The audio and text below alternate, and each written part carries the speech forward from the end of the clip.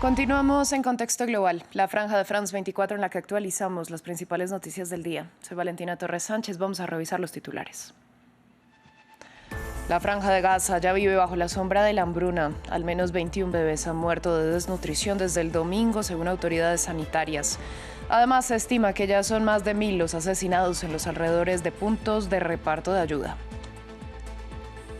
La defensa de Jair Bolsonaro aseguró ante el Tribunal Supremo que el exmandatario no violó la orden de esa corte que le prohíbe hacer uso de redes sociales. Al tiempo, los abogados pidieron al juez Alexandre de Moraes, que preside el caso contra el exmandatario, que aclare el alcance de la medida cautelar. Tenemos reporte. La leyenda del rock Ozzy Osbourne falleció a los 76 años. El autoproclamado príncipe de las tinieblas dio su concierto de despedida con Black Sabbath este mismo mes. En un comunicado, la familia pidió respeto por su privacidad en estos momentos.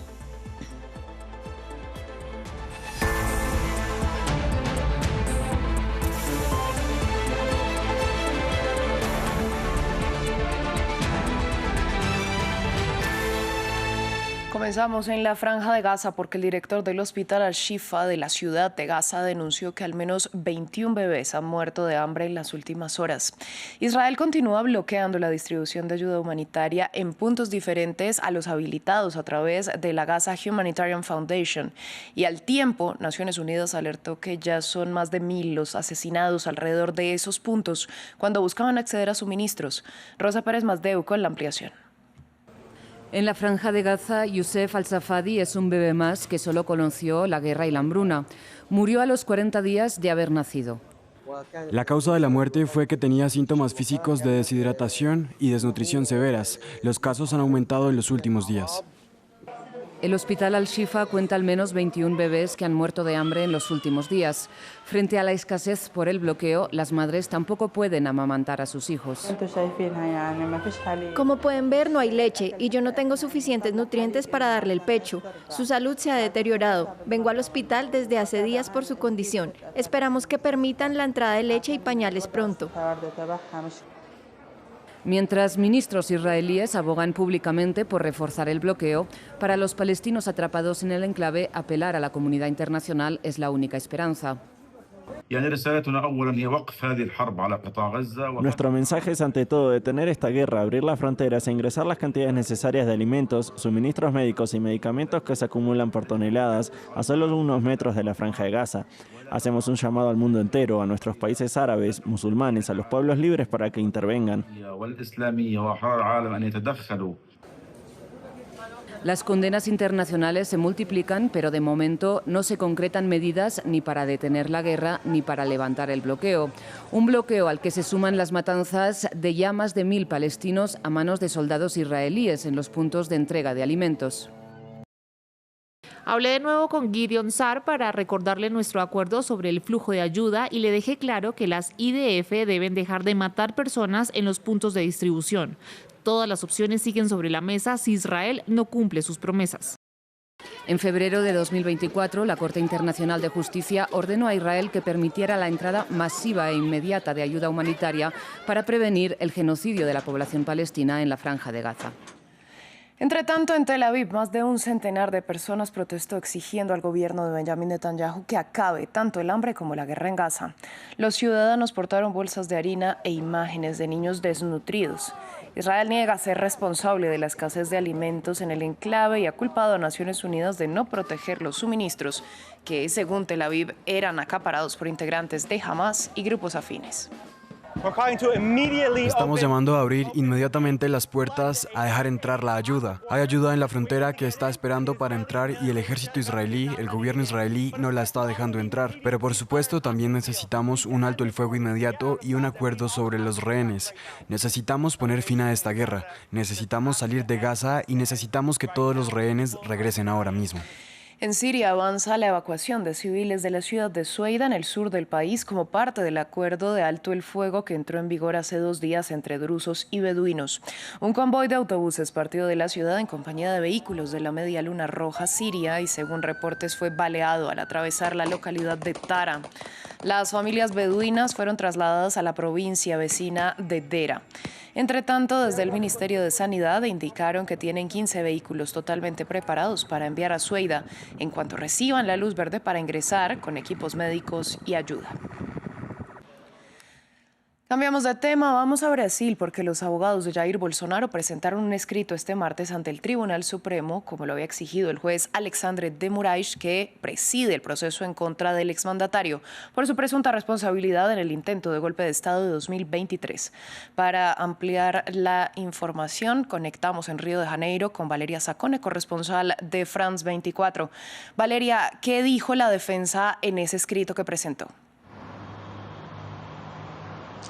La defensa sostiene que no se incumplieron las medidas cautelares y la cuestión de fondo que proponen y que abren los abogados es hasta qué punto un imputado es responsable de controlar las redes sociales de terceros. Por esta razón han pedido a Moraes, al juez responsable de la investigación y del juicio, que aclare exactamente qué se puede y qué no se puede hacer, porque por el entendimiento tanto del expresidente Bolsonaro como de los abogados era posible conceder entrevistas. Sin embargo, ayer Bolsonaro, después de este día en el Parlamento, donde salió y hizo declaraciones a los presentes hablando de humillación y proclamando su inocencia, resolvió anular una entrevista colectiva precisamente por el miedo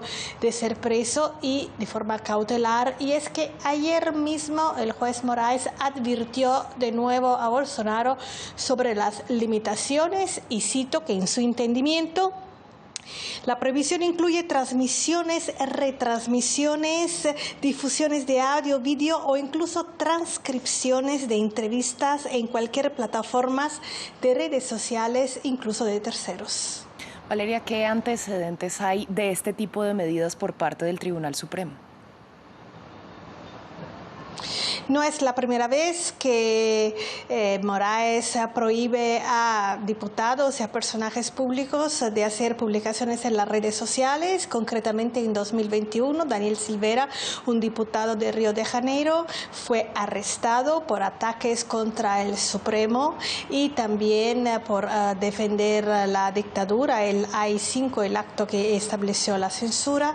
Fue arrestado, posteriormente puesto en libertad con tobillera electrónica, y en 2023 Moraes ordenó su prisión de nuevo y le acusó de haber damnificado voluntariamente la tobillera electrónica y de seguir amenazando tanto los jueces del Tribunal Supremo como los del Tribunal Superior Electoral. Posteriormente, en 2024, a final del año pasado, fue puesto de nuevo en libertad condicional, de nuevo con tobillera y con limitaciones, medidas cautelares. Eso demuestra que Moraes no le tiembla el pulso a la hora de hacer respetar la ley, y ahora precisamente es Moraes quien va a enviar este parecer de los abogados a la Fiscalía General del Estado para que se pronuncie y para decidir si aplica medidas cautelares más fuertes, como una eventual prisión preventiva que está prevista en el Código Penal y que podría ser ejecutada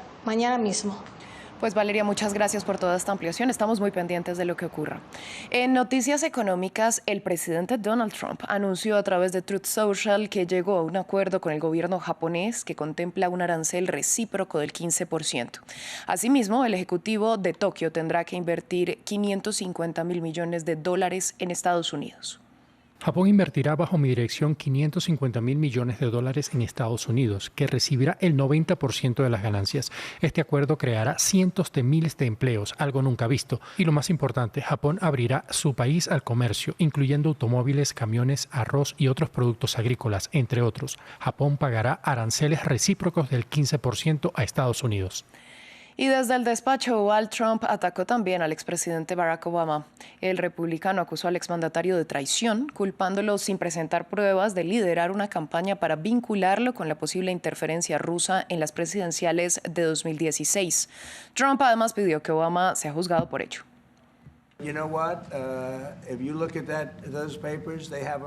Si miran esos periódicos, los tienen fríos como piedra, y era el presidente Obama. No había mucha gente, también fueron ellos, pero el líder de la pandilla fue el presidente Obama, Barack Hussein Obama. ¿Han oído hablar de él? Y excepto por el hecho de que ha sido protegido por la prensa durante toda su vida, ese es el que ellos, mira, él es el culpable. No es una pregunta, ya sabes, me gusta decir, vamos a darle tiempo. Está ahí, él es culpable. Ellos, esto fue traición. Esto era cada palabra que ustedes pueden pensar. Trataron de robar la elección, intentaron ofuscar las elecciones, hicieron cosas que nadie imaginó jamás, ni siquiera en otros países.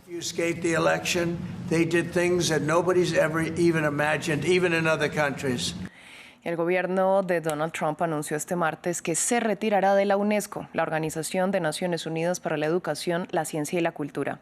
Una medida que ya ocurrió en 2017 en la anterior administración del republicano.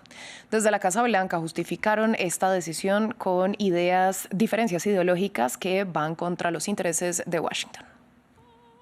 En julio de 2023, la bandera estadounidense ondeaba en la sede de la UNESCO para celebrar el regreso de Estados Unidos a la organización. Imágenes que ahora pertenecen al pasado. Este martes, Washington anunció que se retiraba una vez más de la agencia de la ONU, una decisión que fue justificada por la portavoz adjunta de la Casa Blanca. El presidente Trump ha decidido retirarse de la UNESCO, que apoya el wokismo, las causas culturales y sociales que siembran la discordia. El presidente siempre antepondrá los intereses de Estados Unidos. Nuestra adhesión a todas las organizaciones internacionales debe ser conforme a nuestros intereses nacionales. Donald Trump también acusa a la organización de adoptar políticas hostiles hacia Estados Unidos e Israel. Esta retirada supone un duro golpe para la UNESCO, que no ha tardado en reaccionar. En un comunicado, su directora general, Audrey Azoulay, lamentó la decisión del presidente estadounidense y deploró los argumentos esgrimidos por Washington. Esta decisión contradice los principios fundamentales del multilateralismo y podría afectar en primer lugar a nuestros numerosos socios en los Estados Unidos de América. A pesar de la primera retirada del presidente Donald Trump en 2017, la UNESCO ha intensificado sus esfuerzos para actuar en todos los ámbitos en los que su misión puede contribuir a la paz y ha demostrado el carácter fundamental de su mandato. Desde su creación en 1945, es la tercera vez que Estados Unidos abandona la UNESCO y la segunda bajo la administración Trump. La primera fue en 2017, durante su primer mandato, pero Washington volvió a ella 5 años después, bajo la presidencia de Joe Biden. Estados Unidos aporta alrededor del 8% del presupuesto total de la UNESCO.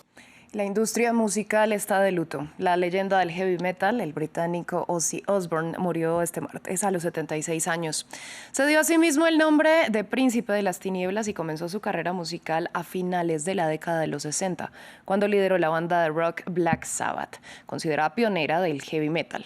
Su vida estuvo marcada por excesos y controversias en sus más de 50 años de carrera. Repasamos su historia y legado en el informe de Hugo Caro Jiménez. El mundo del heavy metal está de luto. Este 22 de julio falleció la estrella Ozzy Osbourne, solo 17 días después de haber dado su concierto de despedida, el pasado 5 de julio en su natal Birmingham. El comunicado compartido por la familia no especifica la causa de la muerte. Sin embargo, el artista había sido diagnosticado con Parkinson en febrero de 2019, una noticia que él mismo hizo pública en enero de 2020. John Michael Osbourne nació el 3 de diciembre de 1948.